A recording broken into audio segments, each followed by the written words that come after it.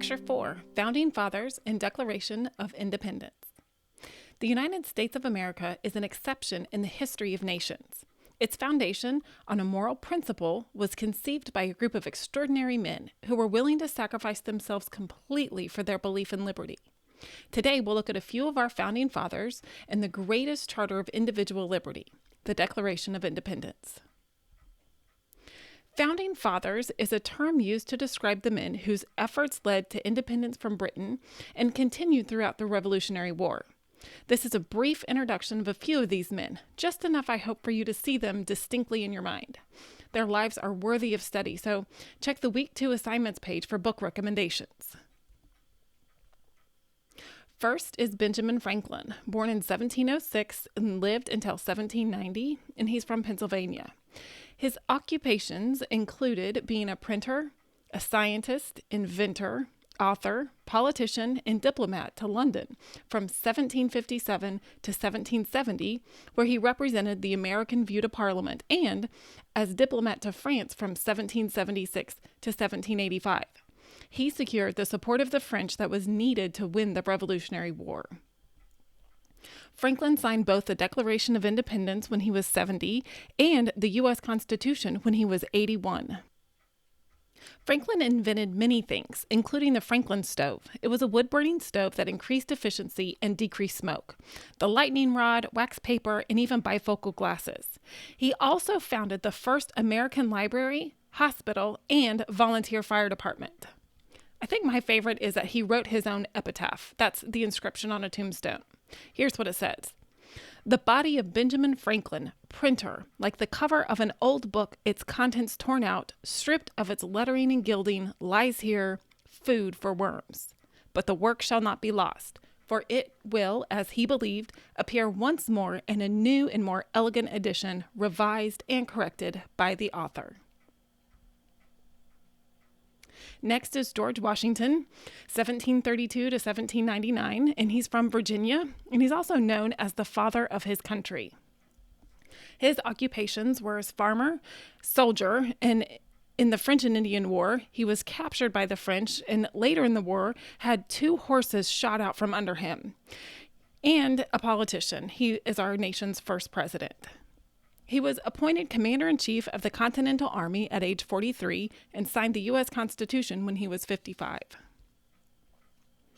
As the Commander-in-Chief during the Revolutionary War, Washington actually lost more battles than he won. However, his ability to be successful despite circumstance is truly great. He fought the British with a force half their size, kept strict order in camp, even hanging deserters, and was able to strike the British in a few but strategic battles. Washington was a man that could have been king, but he refused. His heart was always to return to his beloved Mount Vernon. He established the precedent of U.S. presidents only serving 2 terms. When he died at Mount Vernon, the world observed his passing. When word spread of his death, France and England were still fighting in the oceans. Their ships stopped and lowered their flags in his honor. And there's a story that when King George III heard of Washington's death at Mount Vernon, he remarked that Washington was truly the greatest man in the world. Next is John Adams, 1735 to 1826, from Massachusetts, and he's known as the Atlas of Independence. His occupations included being a farmer and an attorney. He represented the British soldiers charged in the Boston Massacre. Diplomat, Adams left for Europe soon after the Declaration of Independence was signed on a mission to recruit money and military aid. His 10-year-old son, John Quincy Adams, traveled with his father to the courts of King Louis in France, the financial houses in the Netherlands, and eventually to London, England. After spending over a decade in Europe, Adams returned to the United States, a politician. He was the first vice president and second president of the United States. Adams signed the Declaration of Independence when he was 41, but more importantly, he convinced Thomas Jefferson to write it. Adams knew gaining Southern support for the independence was crucial, and having a Virginian write the document would help ensure support. Adams was serving in London on a diplomatic mission when the U.S. Constitution was written.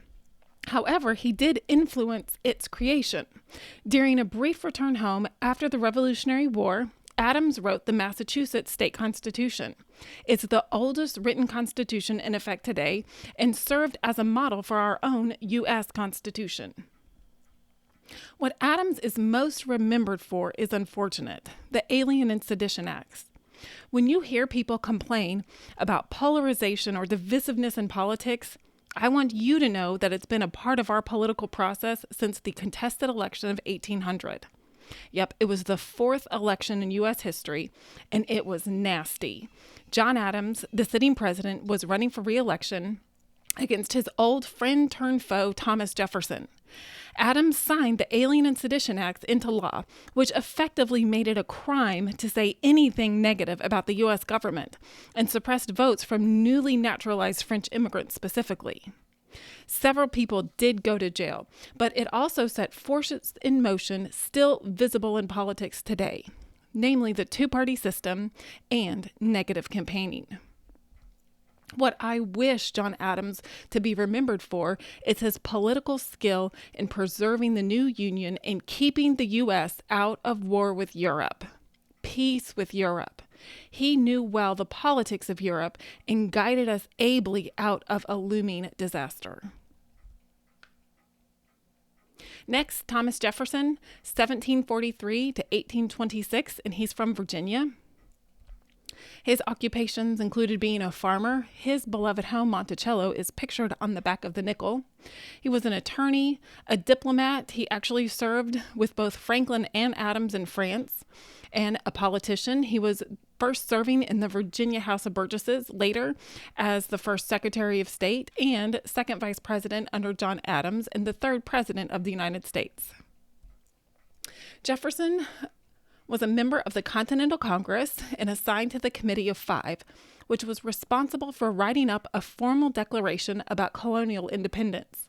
Jefferson, 33 years old at the time, wrote the first draft of the Declaration of Independence in only a week.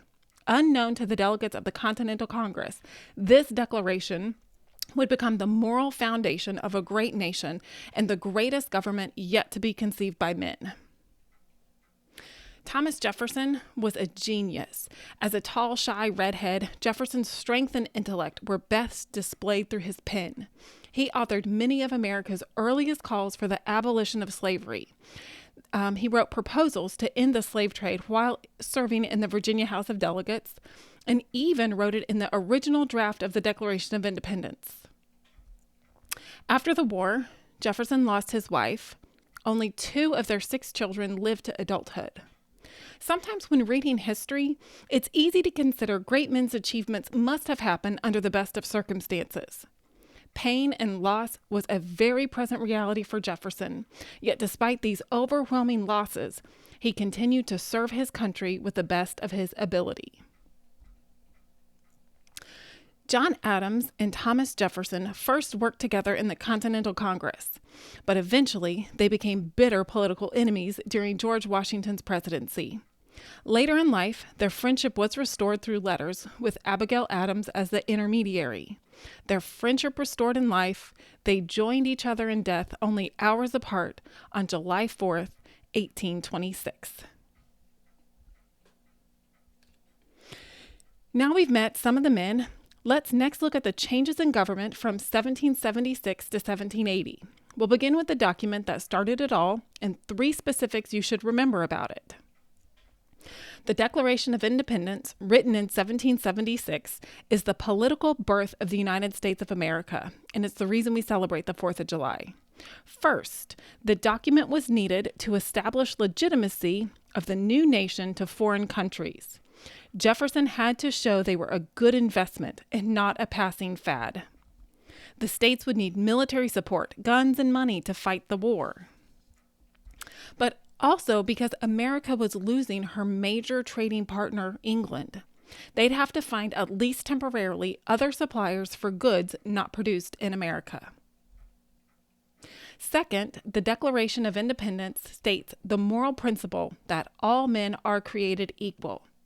We are the only nation in the history of the world to be founded on a moral principle, and it's important to remember that only in America men are recognized as being created equally. This truth is vital to understanding American history and politics. Third, the Declaration explains the colony's grievances to the world. It's not a random list of issues.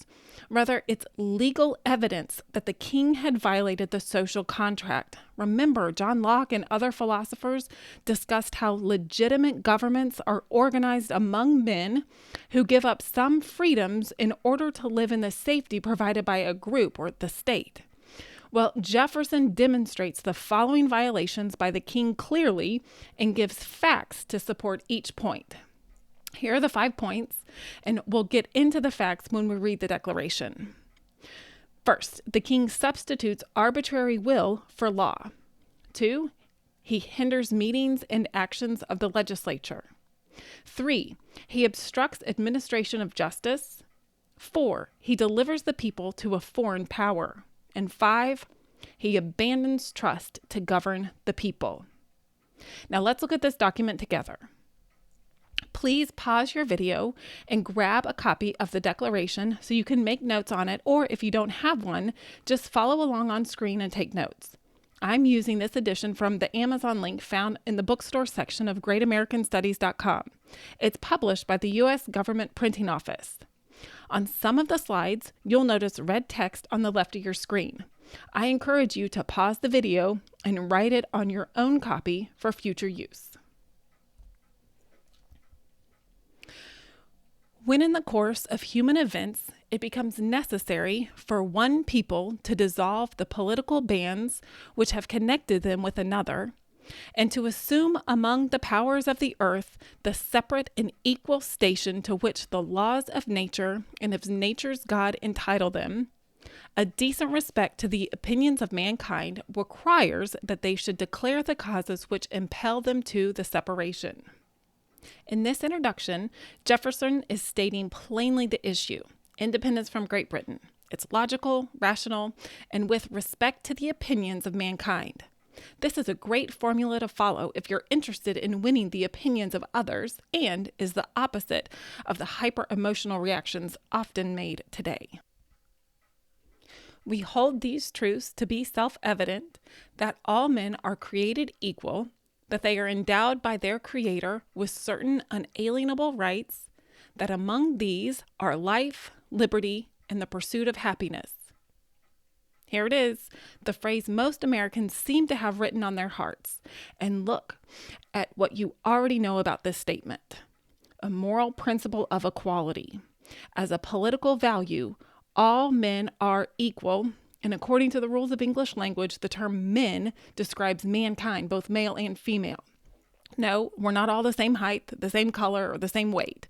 Nor do we have equality in intelligence or even in our bank accounts.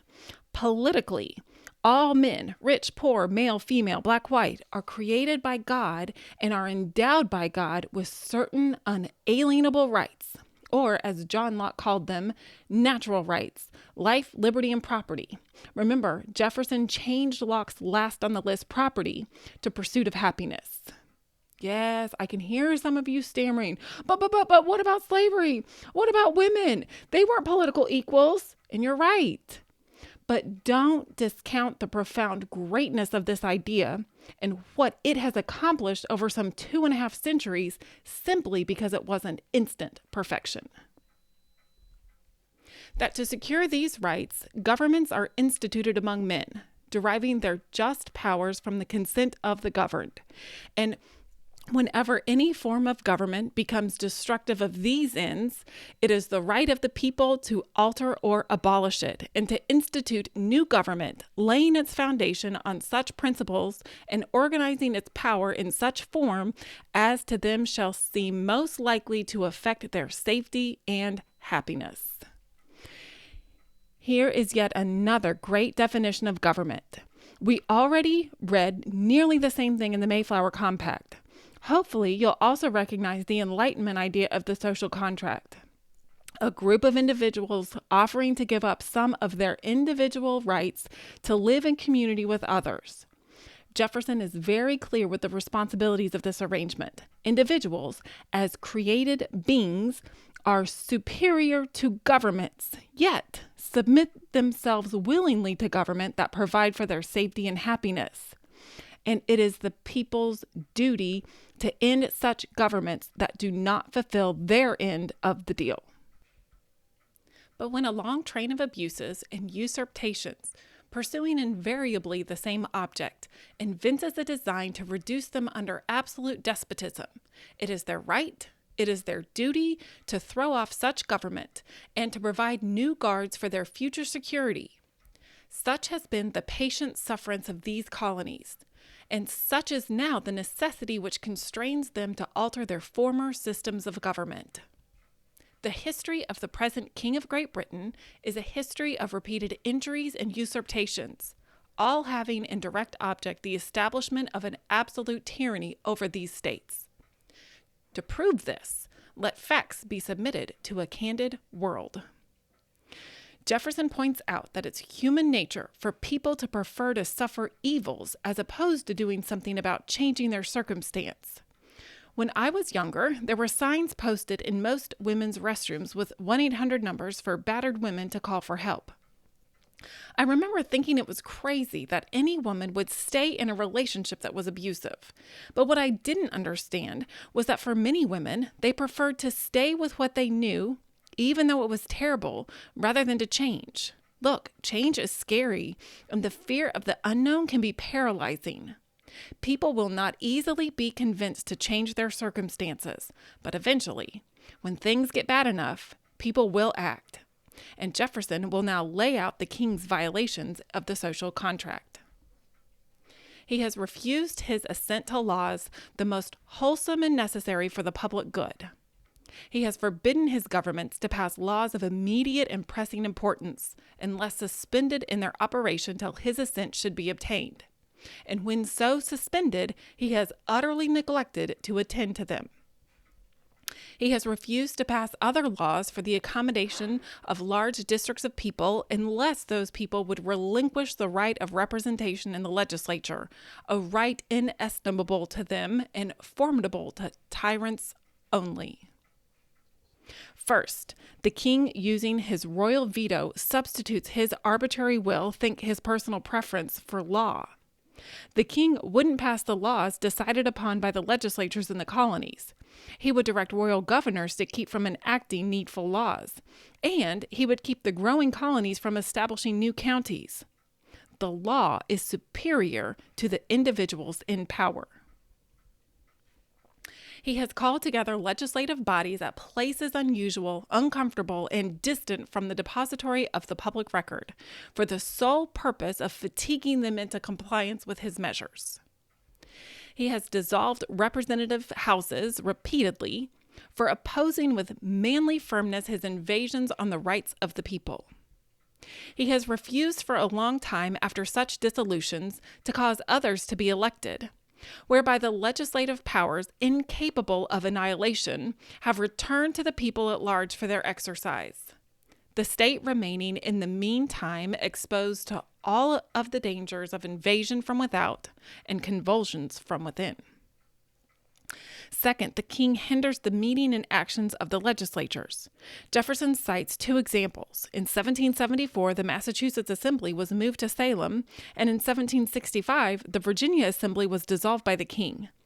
As a result of these dissolved assemblies, the king refused to allow other legislative bodies to be elected in their place.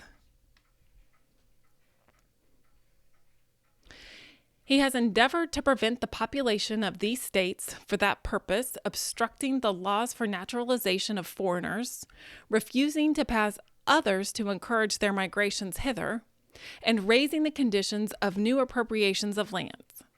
He has obstructed the administration of justice by refusing his assent to laws for establishing judiciary powers. He has made judges dependent on his will alone for the tenure of their office and the amount and payment of their salaries. He has erected a multitude of new offices and sent hither swarms of officers to harass our people and eat out their substance. He has kept among us in times of peace standing armies without the consent of our legislatures. He has affected to render the military independent of and superior to the civil power. So third, the king obstructs the administration of justice. The examples here are the Proclamation of 1763, which prevented the colonies from moving into and settling the land recently acquired by the French and Indian War. The reality that North Carolina was without a Supreme Court, and the Townshend Acts. These are bills intended to raise revenue. We talked about two of them, the Sugar Act and the Stamp Act, to pay for the French and Indian War, but were responsible for instigating protests in Boston. The navigation laws were on the books already, but were only recently being enforced. And finally, the rebellion-inspiring Intolerable Acts begin to make the list. Remember, this was England's response to the rebellion in Boston. He has combined with others to subject us to a jurisdiction foreign to our Constitution and unacknowledged by our laws, giving his assent to their acts of pretended legislation. For quartering large bodies of armed troops among us, for protecting them by a mock trial from punishments for any murders which they should commit on the inhabitants of these states, for cutting off our trade with all parts of the world, for imposing taxes on us without our consent, for depriving us in many cases of the benefits of trial by jury, for transporting us beyond seas to be tried for pretended offenses, for establishing the free system of English laws in a neighboring province, establishing therein an arbitrary government and enlarging its boundaries so as to render it at once an example and fit instrument for introducing the same absolute rule into these colonies, for taking away our charters, abolishing our most valuable laws, and altering fundamentally the forms of our governments, for suspending our own legislatures and declaring themselves invested with the power to legislate for us in all cases whatsoever. So fourth, the king delivered his people to a foreign power. So at this point, maybe a stretch. Jefferson labels the British Parliament a foreign power. Foreign if you have the perspective of no taxation without representation. The quartering of soldiers has to do with the Boston Massacre. More examples from the Intolerable Acts appear, and the Quebec Act. For abolishing the free system of English laws in a neighboring province, establishing therein an arbitrary government. This is pointing to the continuation of the systems established in the French colonies. When England won control of French Quebec, they chose to continue the French centralized governmental systems in place at the time, which to any freedom-loving Englishman seemed arbitrary. He has abdicated government here by declaring us out of his protection and waging war against us. He has plundered our seas, ravaged our coasts, burnt our towns, and destroyed the lives of our people. He is, at this time, transporting large armies of foreign mercenaries to complete the works of death, desolation, and tyranny already begun with circumstance of cruelty and perfidy, scarcely paralleled in the most barbarous ages, and totally unworthy of the head of a civilized nation. He has constrained our fellow citizens, taken captive on the high seas, to bear arms against their country, to become the executioners of their friends and brethren, or to fall themselves by their hands. He has excited domestic insurrections amongst us, and has endeavored to bring on the inhabitants of our frontiers the merciless Indian savages, whose known rule of warfare is undistinguished destruction of all ages, sexes, and conditions. In every stage of these oppressions, we have petitioned for redress in the most humble terms. Our repeated petitions have been answered only by repeated injury. A prince whose character is thus marked by every act which may define a tyrant is unfit to be the ruler of a free people. Fifth, the king abandons trust to govern the people. 3 points here. The hiring of mercenaries is not unknown to history, but what was unfathomable to the colonists was that they would be hired and used against them, Englishmen. Second, Jefferson cites the use of impressment. Colonial merchant vessels were captured by the British fleet, and the sailors on board, who were Englishmen, were forced into serving in the British Navy. Now, can you imagine the next time you're boarding a plane, the government forced you to join the Air Force? Third is slave rebellions. Jefferson had much more to say about the institution of slavery, which according to him was forced onto the colonies by the king, but it didn't make it to this final version. We'll look at its original draft soon. Nor have we been wanting in attentions to our British brethren.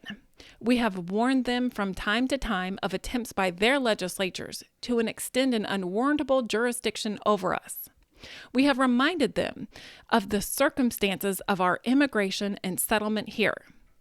We have appealed to their native justice and magnanimity, and we have conjured them by the ties of our common kindred to disavow these usurpations, which inevitably interrupt our connections and correspondence. They, too, have been deaf to the voice of justice and consanguinity. We must therefore acquiesce in the necessity which we denounce our separation, and hold them, as we hold the rest of mankind, enemies in war, in peace, friends. Jefferson first exposes the tyranny of the king, and then the complacency of the English in Great Britain. No longer will the British people be considered blood relations, but now simply as the rest of mankind, enemies in war, in peace, friends.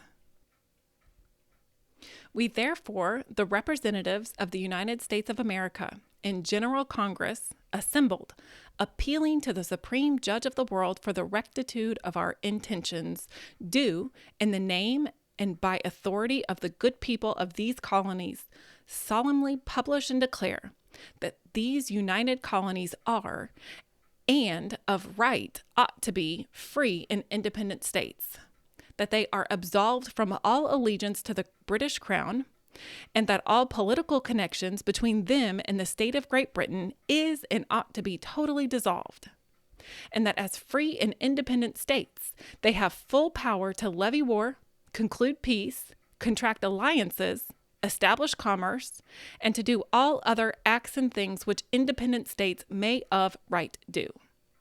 And for the support of this declaration, with a firm reliance on the protection of the divine providence, we mutually pledge to each other our lives, our fortunes, and our sacred honor. So in closing, Jefferson declares the independence of the British colonies and their new status as free and independent states by appealing to God, the supreme judge of the world, and trusting in his providence. These men who signed their lives, fortunes, and honor to the cause of liberty knew full well their words and actions would lead to war with the strongest military power of the day. They would indeed need the hand of God to be on their side. Now you've met a few of the founders and read the Declaration. I hope this next July 4th you'll dust off your copy, read it again, and share what you know about this great Charter of Liberty with others.